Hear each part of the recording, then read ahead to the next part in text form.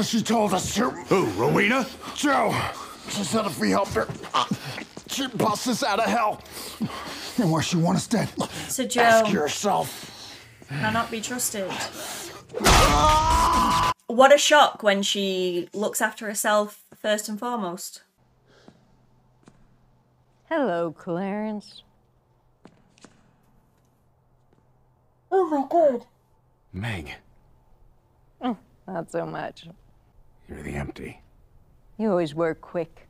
This is not a social call. I'm here fulfilling a request ordered by Death herself, and I understand that you and she are working together. That doesn't mean I'm gonna help little old you. Oh, yes, it does. You're no fun. Go get our pizza, man. Where am I? You're dead. I remember. Are you dead? Ruby, I woke you up because I'm looking for an object known as the acultum, and the angel Joe said you hid it somewhere in hell. Oh, did she? Wow, that is so like her. When you went to Joe about the acultum... When I went to see her, she called me. You said we'd all be dead. We don't have to be. Not if we write it out in the safest place that exists. I'm not following. She's gonna trick her into the empty. The acultum is a place? No. A place. I'm slow today. I can tell you the location, and it's not in hell. Does Joe know where it is? Because she might try to... No. That girl really can't be trusted, but you can trust me. If you get me out. Guys, oh, he's gonna go mad at Jack back. now. Jack? What the hell? He's dead. Kind of. For now. What? You're clearly connected, Castiel. Just try. Okay, I'll try. The occultum, it's... Cass went to the empty, hopefully, to find Ruby. We don't even get to find out. That's way too many hopefullys. Bring him back now. Yo, Clarence. You got what you wanted, now what? You think you're gonna just flit on home? Yes, because we have a deal. I know we have a deal, Feathers. You're not dead yet, but for the time you're here, I can make you wish you were. I hate that they're using Meg's face for this.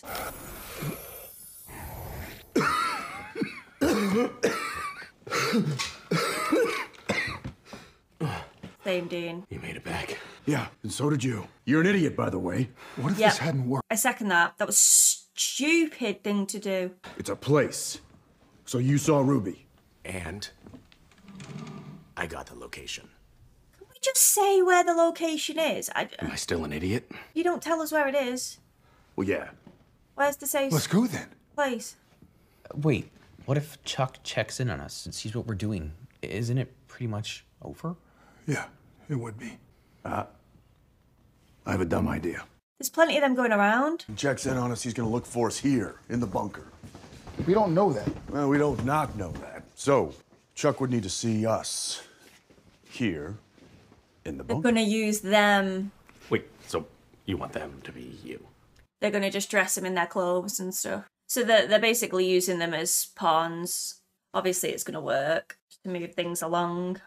So, back home, you're hunters? We were hunters. The family business, but our world's probably gone. We made it out just before the explosion. That's God. God? Yeah, you're gonna need another beer. We actually don't drink much of this stuff. Dad won't keep it in the house. He only likes his Dad won't. private label scotch. He spoils us. Wait, your dad is still around? And he spoils you? Well, he did. We don't know where he is now. We all went through the rift together, but I guess we got separated. To Dad. Does that mean we're gonna see him again? We'll see John again? Well, their John. Not our John. We hunt monsters all over the country. It's exhausting, isn't it? I mean, we do it worldwide. We have to keep 2 sets of pilots on standby. You guys have your own plane? You don't? Oh, dear. How do you manage? How do you afford it? We get paid for hunting monsters. You what? Yes, Hunter Corp does very well. Hunter Corp? I'm sorry, you're gonna have to lose the man bun. I will not. I will not. This is the place, you sure? Ruby was very specific. Yeah, well, so was Joe. Guys, I know I haven't been doing this as long as you, but Doesn't this seem a little easy? Yeah. You hear something? They hellhounds. Hellhounds. Dean? Dean, you want to hurry a little bit? Go, go, go! I'm still so easily triggered by them. She said the top of the cross would point the way.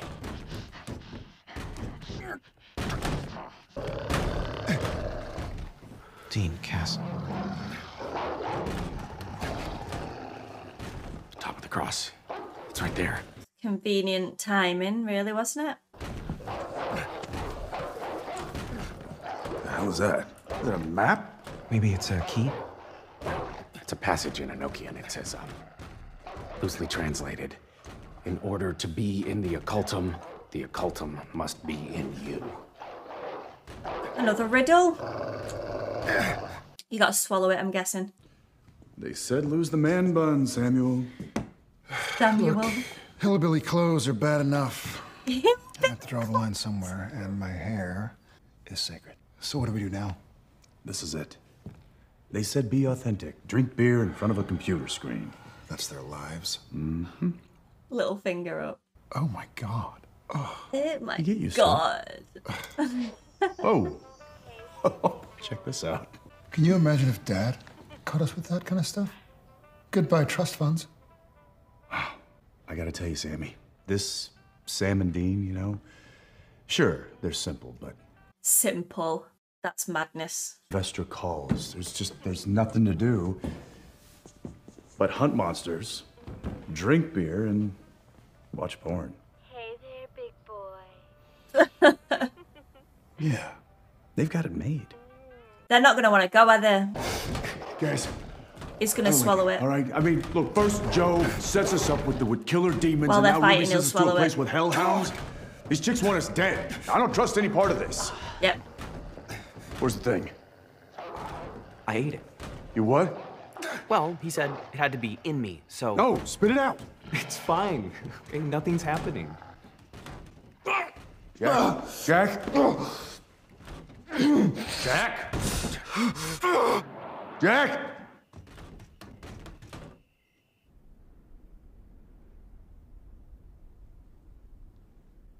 In heaven? You with Kelly again? I swear this was Kelly's yeah, he is. I think. You must not be human. Humans may not enter here. Are you an angel? Yes. I was told this place might change me somehow. Perhaps. If you were the one meant to find it, you'll know soon enough. More riddles. We love them. We love those. There's the snaky snake. Who are you really? Tom Ellis, that you? Who are you meant to be? All right, so what do you want to do next? All right. Is he gonna find his soul?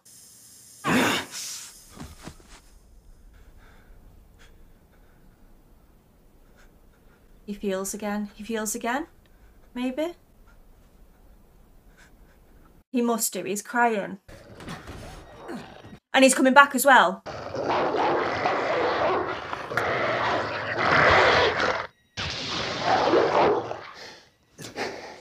Jack. Jack? Hey. You okay? All right, fellas. Well, thanks for your help. Now it's, time to They're not gonna want to leave. You know, we could just all live here together. Like a club? That would just be weird. That wouldn't be so weird. Trust me, where you want to be is Brazil, okay? It's far away, and there's nothing but beaches, babes, carnival. Oh, you think we could keep the flannel shirts? No. Okay. When we were looking around, we saw it. The car. You didn't touch it. Oh. We drove in it. I'm sorry, what?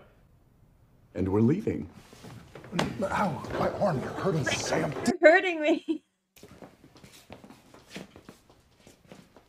Are you soulful again? Hey, Jack. How you doing? I'm so sorry. He does, he's got it. He's on about Mary. His soul is back. Please. Just... Please forgive me. Oh.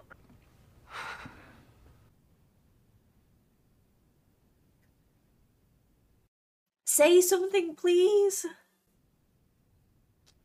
Oh my gosh.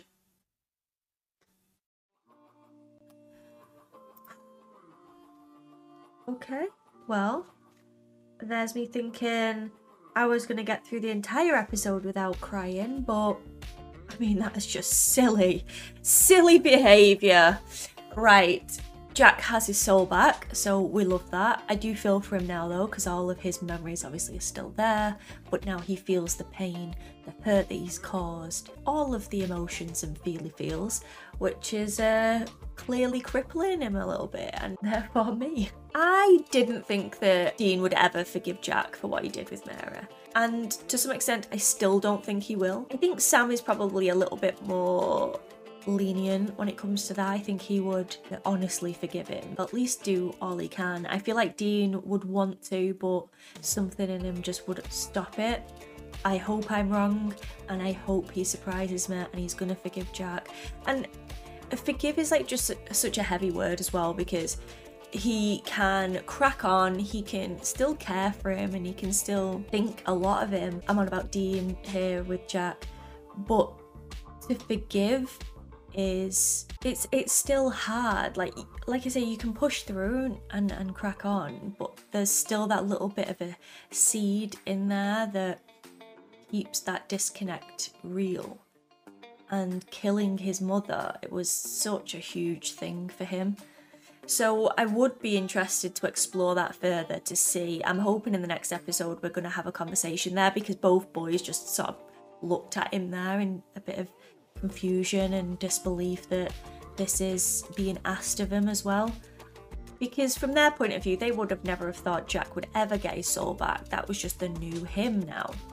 And soulful Jack was the best person. He was so pure, just so pure. Even him losing his soul is proof of that. Like, he was doing everything he could for the greater good, but in retrospect, obviously, it ended up causing a bit of harm as well, but his heart was in a good place when he was trying to do that. I did enjoy this episode, I really did. Like, seeing Meg back was unreal. We saw Ruba and Sister Joe as well. Having both wives on the episode was also really cool. A few things niggled me a bit. The fight scene in hell bothered me.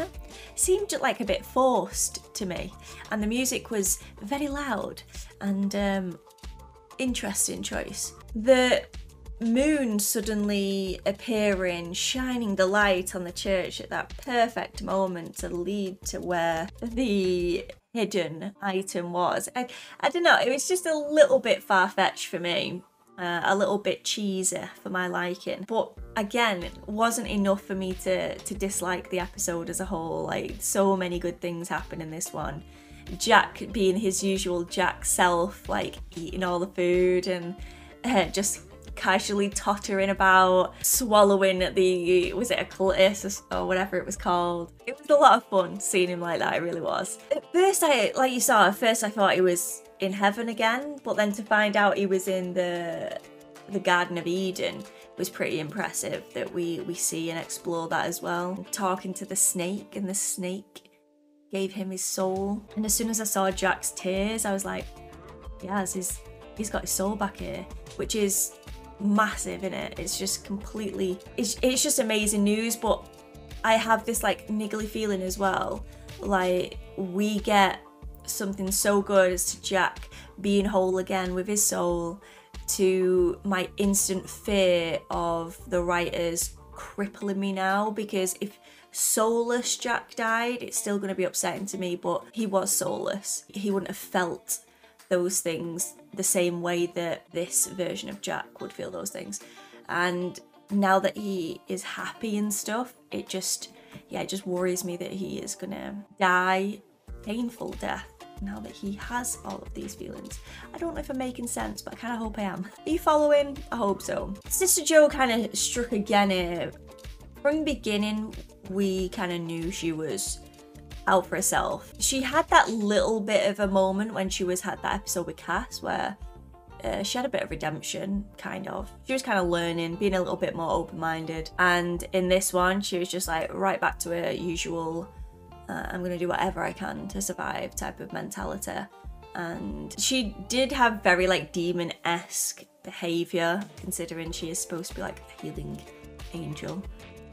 Which is funny seeing her against Ruby as well, because Ruby was like such a piece of work, wasn't she? Like the master manipulator completely caught me off guard as well with that major twist, which I love. It just reminds me of like the good old days in Supernatural as well, seeing the faces, like seeing Meg, oh my days, I just love her so much. It did infuriate me a little bit that it was the Emptor that was sort of using her vessel or her face. But it was good to see the actress again, don't get me wrong, I love her so much. It felt like an extra twist of the knife with it being Meg's face and Castiel sort of suffering in that moment. Castiel annoyed the hell out of me this episode. I love Castiel, you all know that. He's such a sweet baby angel. But talk about being dumb. Like, he just did it. There was like no hesitation. He's like, Jack, I believe in you, you can do this. I could die, could end up with Sam and Dean trapped in hell. A lot of things could happen, but you know what? YOLO. Mad. It paid off, so yeah, fair play on this occasion, but it could have been terrible. And I felt like Dean's fear when he come back from hell and just saw Castiel on that chair. Am I right in thinking then that as soon as all of his grace is gone, he dies, or he's in that like limbo world?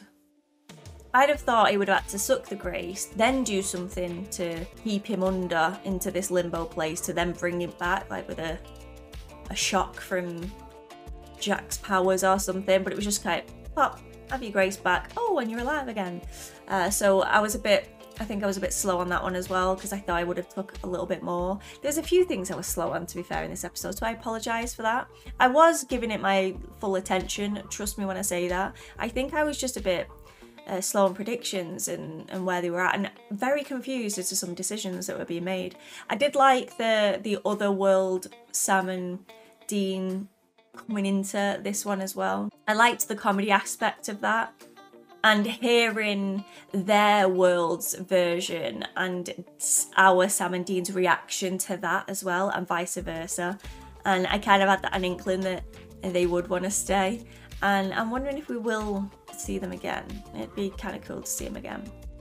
But it was a clever idea to sort of distract Chuck with that. But the thing that I don't get is, how much is Chuck seeing?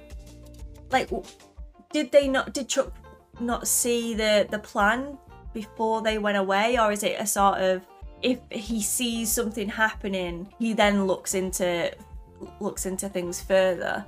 Like if his powers are being used. So like when Jack was in the church and swallowing the occult or whatever, and then is that then gonna trigger him to then dive and go into it? Like, how is the other Sam and Dean being in the bunker not gonna draw attention to Jack using his powers? Like, I'm again probably being really dim there, but I just didn't follow it. I'm sure you guys will let me know in the comments, so I'd love to read your thoughts and opinions on this one, and to catch me up, make things crystal clear for me.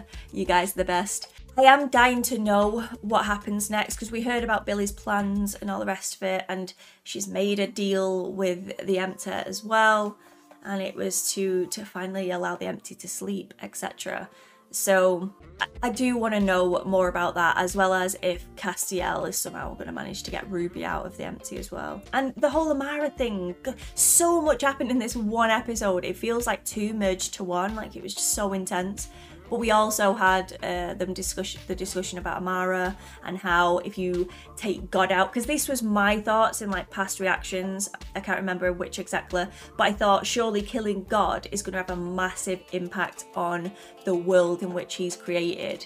And I'm glad that they touched upon that now, saying that they would have to take Amara out as well, just to even the the score practically, the balance even. I'm excited. I really enjoyed this episode. I hope you guys enjoyed my reaction to it. If you did, please give this video a cheeky thumbs up because it means the world to me, and subscribe to the channel if you would like to, but as always, there's no pressure here. I have a Patreon where I have extended and exclusive videos over on there. I would love if you could join us in the family. I also live stream on Twitch every Friday and Saturday and sometimes more, and I have a second channel, guys, where I have a lot of highlights on there and any extra content can be found, so binge to your heart's desire, guys, and I hope to see you all again soon for another video. Thanks for watching, guys. Bye.